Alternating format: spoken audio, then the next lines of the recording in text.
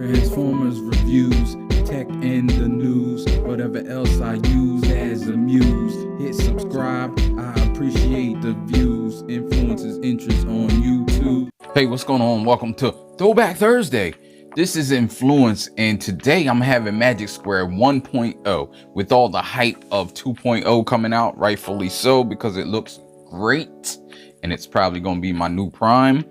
But I wanted to revisit 1.0 because I see a lot of places saying that 2.0 is an upscale of their legends, and I tend to think that it is a remold of 1.0. I mean, now their 2.0 legends is a remold of their 1.0 legends. I just tend to believe it's easier to remold a masterpiece size than to upscale a legends figure. I mean, a lot of them share the same. I have their 1.0 legends figure as well. However, it's up for sale, so it's in the box.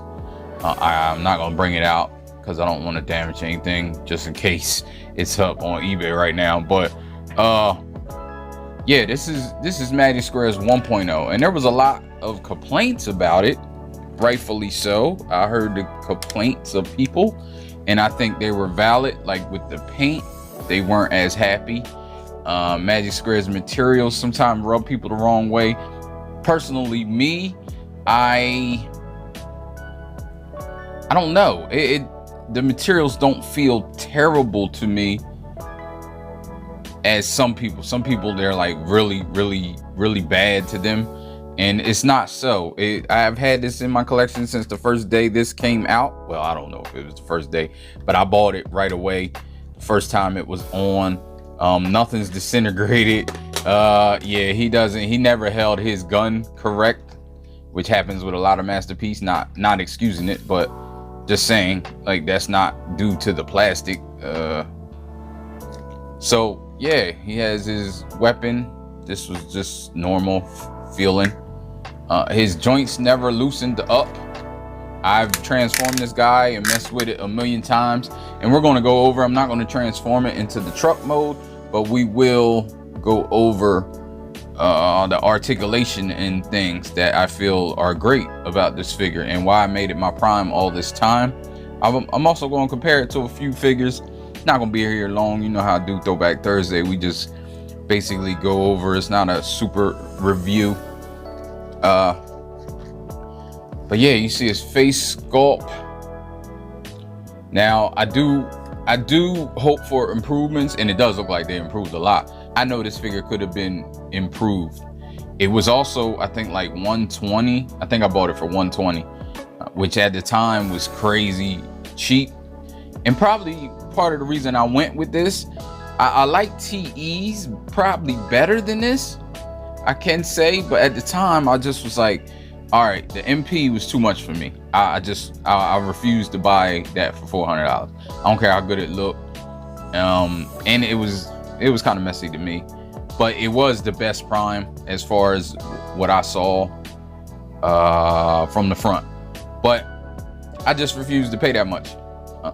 And then I saw TEs, but then this came out at the same time, and it was like the Prime Wars, and I just went with the cheapest version, and I was happy with it. I didn't have any other version, so I had Mp10. I don't have it anymore, but I do have Wei Zhang's Mp10 Mold.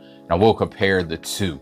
So you can see inside. I know the blue windows aren't the greatest. Sometimes people like them, sometimes they don't. Got the matrix in there. It does open up. Windshield wipers, they do move. So you can get them where you want them. If you want them up here, you can have them. Kind of like them down. He had that going for it. He had a waist bend. He had a bend the other way, which destroyed the mold, but you could still probably get it in some pictures, but you could definitely get the way you want it. It had individual skirts. As much as we like that, in order to get this where you needed to get it, and I don't know what's going on here. Oh, there we go. Had individual skirts. It could do the splits without failing. It could do the fronts. The fronts. What am I talking about? Yeah, could it do the hurdles? Yeah, it was hitting here, so it wasn't really doing the hurdles. Let me see. Yeah, it's not doing the hurdles too much, but it seems to get pretty far as you could want, maybe. It had double jointed elbows, so you got way more than 90 degrees. You had this thing that just went on. Wait, I'm about to break it. It slid on the top and it went in his hand like that, and I think that was smart. And then you slid this second piece on the top, and that's how that went on. And I've never taken it off since I put it on there. I don't know, I like the Energon X. I like the way it looks sometimes. I had it in a little pose. His head was well articulated, even though he didn't get any side to side. He did get the ears. He got all the way around. It was on a hinge more, so he got up and down. But again, like I said, no side to side. The eyes were painted. The back was pretty clean. You can see he had double jointed knees that went all the way to the top. And even the piston in here, I really like that, because sometimes the knees can look terrible, but when they do little stuff like this, I think it's great. So he had that going for him. Of course, that normal stuff. Had the toe tilt, toe up. This is due to transformation. Kind of went up like that, so you can get the toe where you need it. You point the toe all the way up.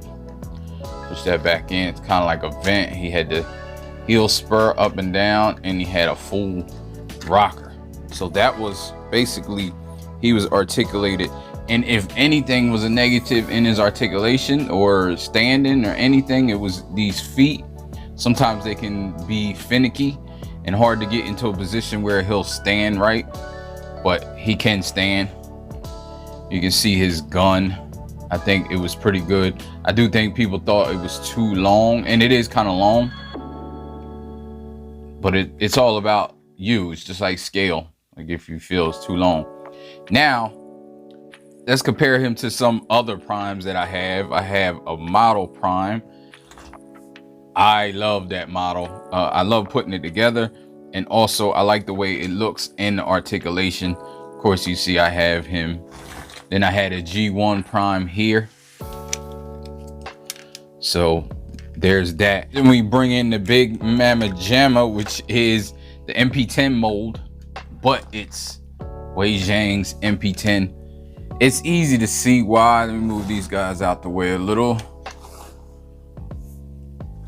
It's easy to see why Mp10 is like people's definitive prime, especially people that are don't like, and I know this is Wei Zhang's again, I understand, but for purposes, it's just an upscale Mp10. So the mold is the same, it's just bigger. You still look at it and tell what's going on. And like I was saying, it's easy to see, especially people that are not into the super tune accuracy, why this is their definitive prime. I think it's the perfect mix of real world and cartoon. Has some stuff that the cartoon had. It has some stuff that would be on him if he really turned from a truck to a robot. And I think they did a very good mixture. And even I'm trying to explain this correct, but I don't think a perfect figure like this has come out in a long time. There's been perfect figures, but I'm saying like a perfect mixture for the people that don't like tune, a perfect mixture of real world and cartoon accuracy. So then his smoke pipes aren't as big. Can't really tell. But yeah, with Magic Squares 2.0 coming out, I just wanted to revisit this Magic Squares 1.0. And I think this has served me very well. Again, the paint is lacking. People didn't always appreciate that. They wanted more paint. They wanted more with their figure, and that's totally understandable. Everything's not for everybody, but Magic Square did a great job with this as far as with price, scaling, accessories, and transformation. I actually like the transformation as well, but we're not gonna get into the transformation, of course, right here. Yeah, so if you like this video, please leave me everything you need to leave me, and I will get up with you in another video. Of course I will. It's been Inflewence. Peace. Ain't no, life ain't no, life ain't no, life ain't no. As long as you alive, you can give another try and take it real high.